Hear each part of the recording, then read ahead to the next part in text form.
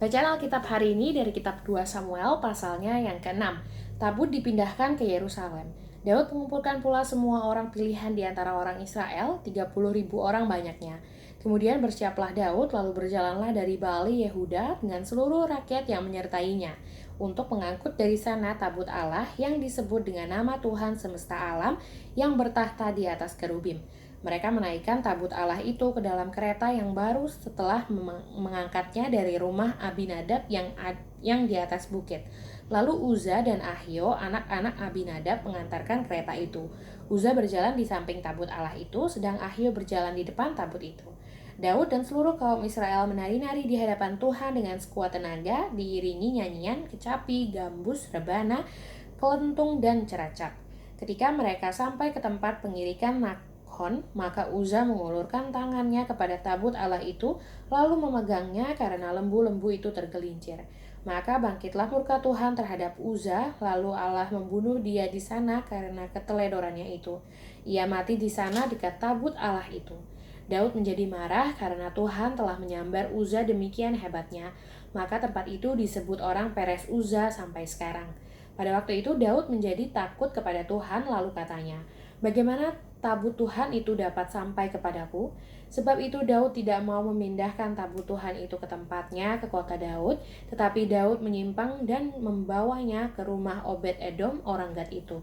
3 bulan lamanya tabut Tuhan itu tinggal di rumah Obed-Edom orang Gad itu, dan Tuhan memberkati Obed-Edom dan seisi rumahnya.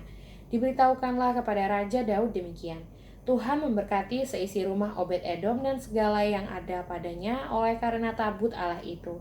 Lalu Daud pergi mengangkut tabut Allah itu dari rumah Obed-Edom ke kota Daud dengan sukacita. Apabila pengangkat-pengangkat tabut Tuhan itu melangkah maju 6 langkah, maka ia mengorbankan seekor lembu dan seekor anak lembu gemukan. Dan Daud menari-nari di hadapan Tuhan dengan sekuat tenaga, ia berbaju efod dari kain lenan. Daud dan seluruh orang Israel mengangkut tabut Tuhan itu dengan diiringi sorak dan bunyi sangkakala.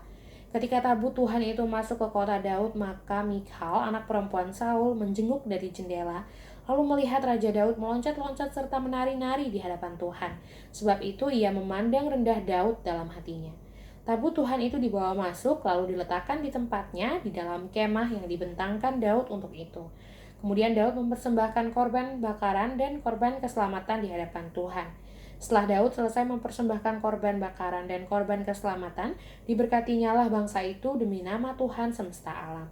Lalu dibagikannya kepada seluruh bangsa itu, kepada seluruh khalayak ramai Israel, baik laki-laki maupun perempuan, kepada masing-masing seketul roti bundar, sekerat daging, dan sepotong kue kismis. Sesudah itu pergilah seluruh bangsa itu masing-masing ke rumahnya.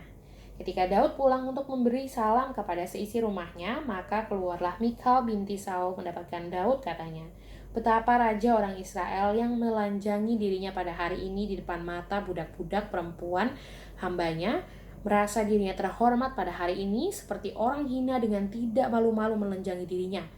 Tetapi berkatalah Daud kepada Michal, "Di hadapan Tuhan yang telah memilih aku dengan menyisihkan ayahmu dan segenap keluarganya untuk menunjuk aku menjadi raja atas umat Tuhan, yakni atas Israel, di hadapan Tuhan aku menari-nari.